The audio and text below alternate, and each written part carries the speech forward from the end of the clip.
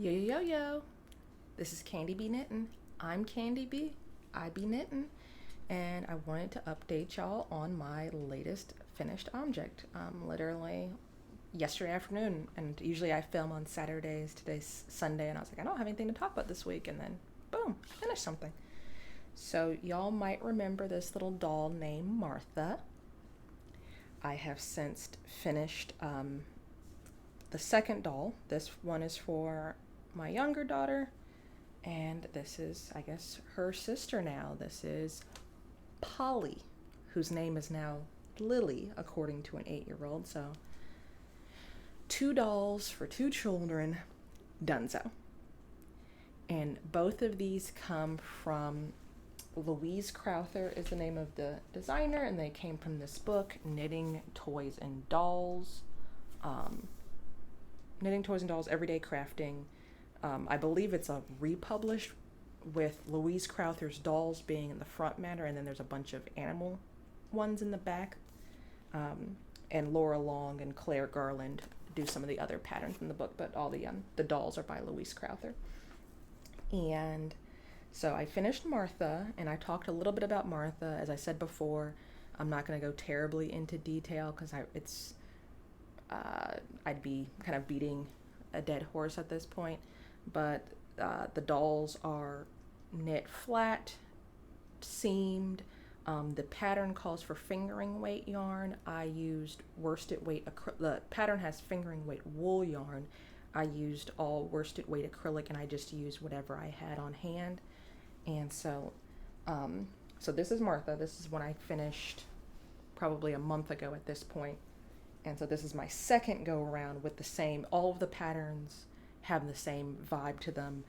They're constructed in the same way, but then there's just little flares of differences. So like the head is still this intarsia head, but instead of buns, she's got braids. And so there's a bunch of just elements in the dolls you can interchange. So this is Polly. My daughter now calls her Lily, and I can really see the improvement in my technique on this one. Like it just looks better. It's more put together.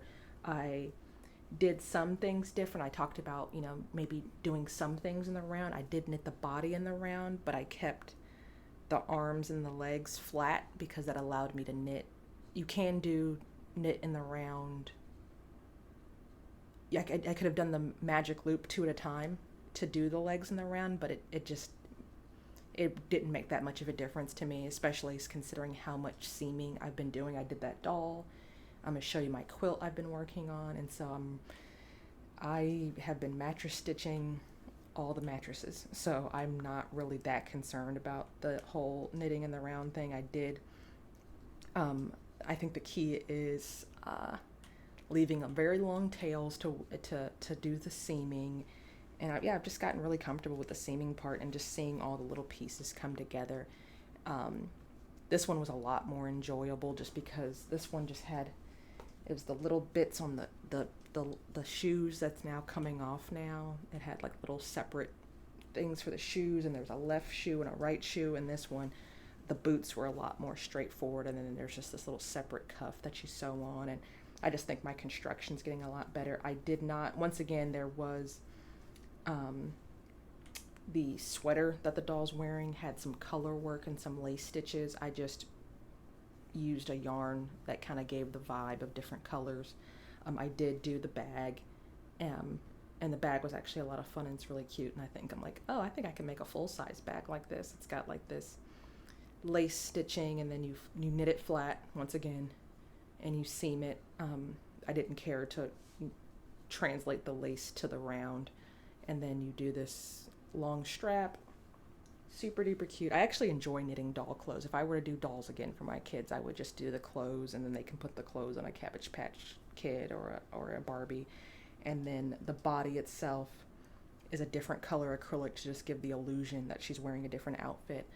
The other thing I learned with this, when I did Martha the first time, her pants were too big. And so I was just like, okay, so this time around, instead of doing it to pattern, because like I said, this is all different, totally different yarn, totally different gauge. So the pants were coming out much bigger, and I don't know if that is the intention of the pattern. So I just did ribbing at the top of the pants to give it like a bit of a snugger fit. And I found that that worked well, and I was just like, it would have been even better to go down a needle size. I did all of this I did worsted weight yarn on size 6 needles. And so what I did for Martha, since her pants were too big, I told my daughter I would fix them. And so I actually, this morning, I ripped out Martha's pants and went down to a size 5 needle and did ribbing on her pants, so her pants are nice and snug on her now. The other thing, I stuffed them with just scrap yarn and old clothes that I ripped up. And so I think that's why the heads are kind of flappy. They're a little heavy because it's like cotton fabric and, different types of yarn inside of them.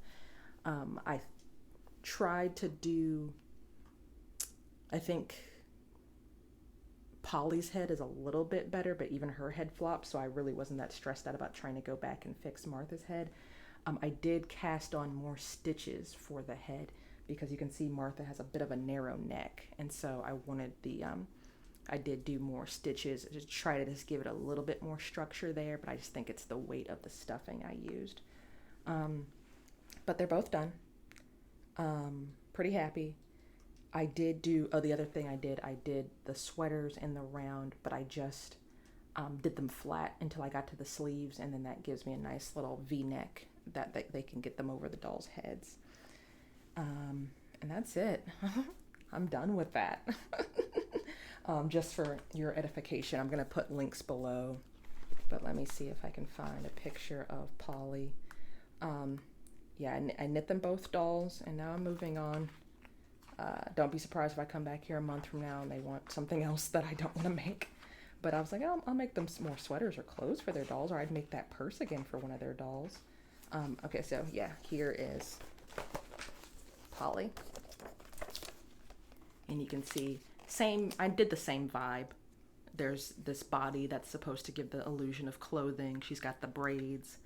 The sweater, you can see there's different colors and some stitch pattern there, shorts and a bag. The other difference is the braids. This is for what's supposed to be an 11-inch doll in fingering weight yarn, and so the pattern says to do the braids in 3 to 4 inches. If I were to do it proportionately, I would have made the braids a little bit longer, but I just wasn't thinking about it. But I think it fits well because she's just got little buns, and so she's just got little braids, and so super duper cute. I did stuff Polly a lot more than I did Martha, because Martha's starting to deflate a little bit from being played with, because I've always heard like, oh, don't overstuff your toys because then you'll see the stuffing through the knitting. But I actually had to put a lot of stuffing in there, and I almost like ran out of stuffing. Like I was like really looking for yarn scraps to cut up at the end. And you have to really stuff it a lot for the yarn for you to see it through the gauge. And so I stuffed just a little bit more than I thought I would, long story short, and you just don't stuff as much at the joints, so you have, so it's actually had that ragdoll effect. So that's that.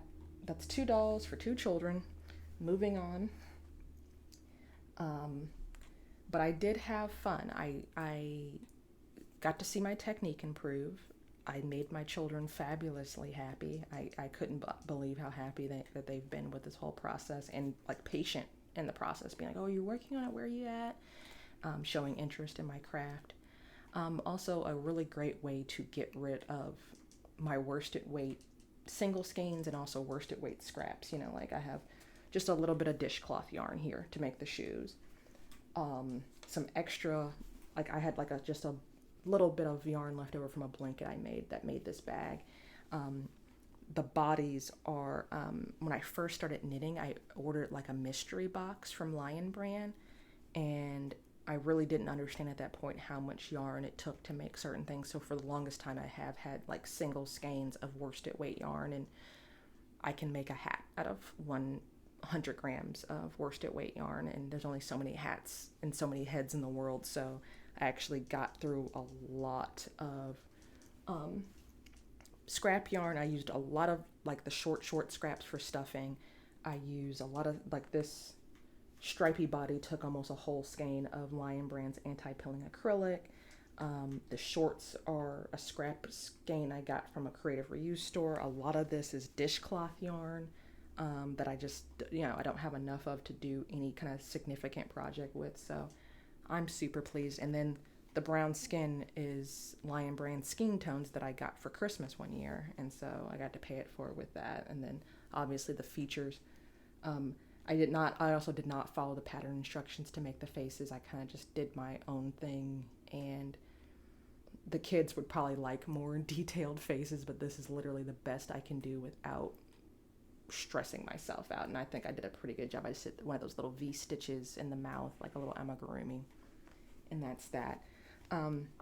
But I have been having fun. It does push my creativity. It does take me to a different place. And so I was just like, oh, what am I going to work on the weekends now? Because that was like my thing. Like, I was just like, it's getting to the point where there's other projects that I want to work on this year. And so I was just like, okay, every weekend I'm working on these dolls, and I got them both done. And now I'm like, oh, well, what am I going to do now? And so I'm like, I'm going to continue the theme. And literally an hour ago, I thought of the phrase whimsical weekends. So like on the weekends, I can just work on projects that aren't super serious, that don't have like, oh, this has to fit me a certain way. And I'm thinking about the colors and I'm thinking about this. Knitting for my kids and my family, they really kind of push me to use different types of yarns that I wouldn't use, think about different types of projects. That being said, about 2 hours ago, I cast on a request by Mr. Rulude. He's been asking for a while, ever since I made my gnome hat for myself last Christmas. He was just like, oh, you can make me an adventure hat. And it's like, I would call it a witch hat, but it's a reference to some video game he plays. So if you know, you know. And it's, yeah, so basically it's starts with a cone, and it's going to have a big wide brim, as y'all would all recognize that to be a witch hat. But I've been told not to call it a witch hat. It's an adventurer's cap. So it's basically, you just knit a spiral. And I'm getting inspiration, just like with my gnome hat, from this book called Knitting from the Center Out by Daniel Uhas. And his pattern in here, he calls it the sorting hat. And once again, the same principle, just super witchy vibes. He has like a bumpy texture on it in reference to a certain book series. And then he has like there you go, you can probably see it better there. There's like a little strip of knitting you wrap around it. Yeah, he has like some bumpy texture to it, but I'm just using the stitch count and working in stockinette, and it's super easy. You just, every round you're shifting, you're beginning a round, and you're also doing increases until you get a spiral, and then eventually this will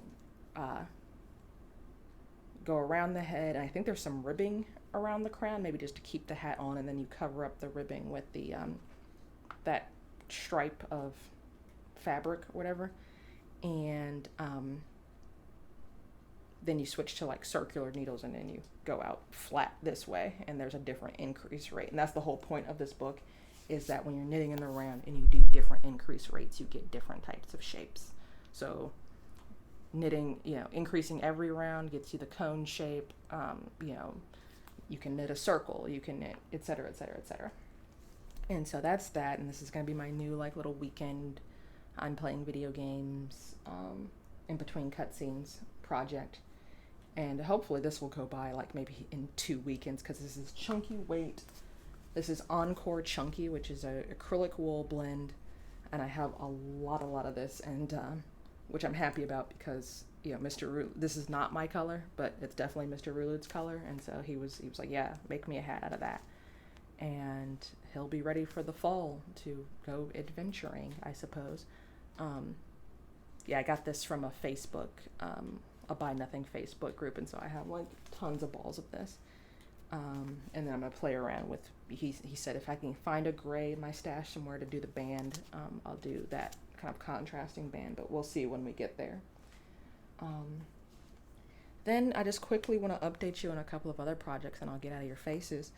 I'm working on my quilt, Kagan's quilt, and this is in Tony Lipsy TL Yarn Crafts Happy Place yarn for Hobie, and I'm on the third motif, and I'm here on the third motif. The third motif is a bunch of stripes on the bias, and I knit the first section and weighed my yarn, and then with the help of Mr. Rulud, I did an Excel formula to figure out how much yarn I was using per stitch, because I'm knitting on the bias, so it's just gonna get wider and wider and wider, and I'm at the point where I only have like 40 grams of certain colors left, and so I really need to make some decisions as far as what colors I'm going to use and how I'm going to follow the project.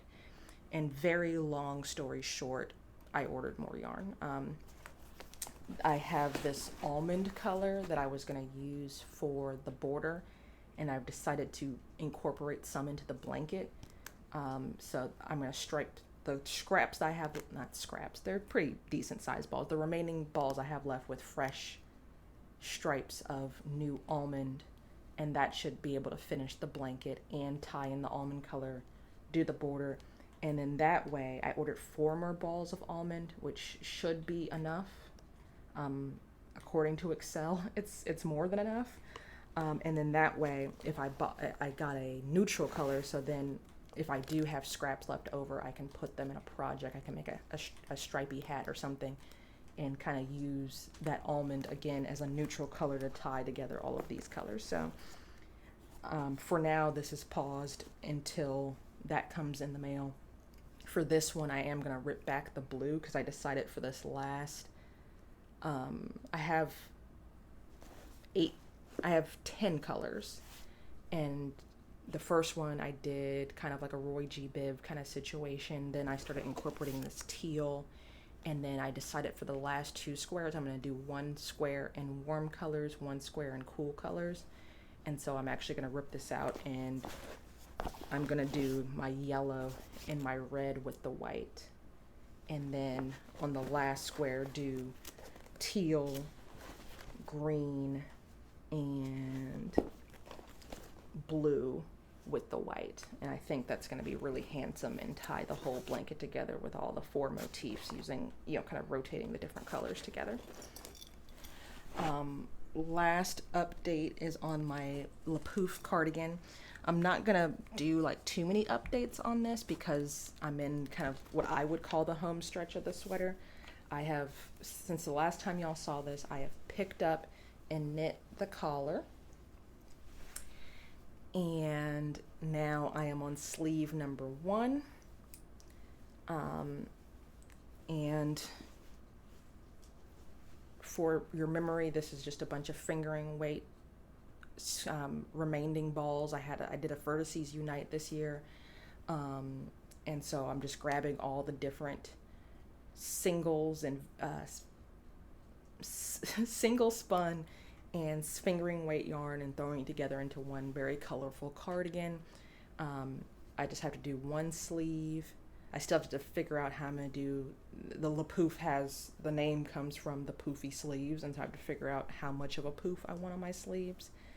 But other than that, I'm just knit, doing 1 sleeve, knit, do the 2nd sleeve, and then I'm going to block this bad boy, and then I'm probably going to do a whole deep dive video going over all of the other little details, rather than just being like, oh, I knit another inch on the sleeve, I knit another inch on the sleeve.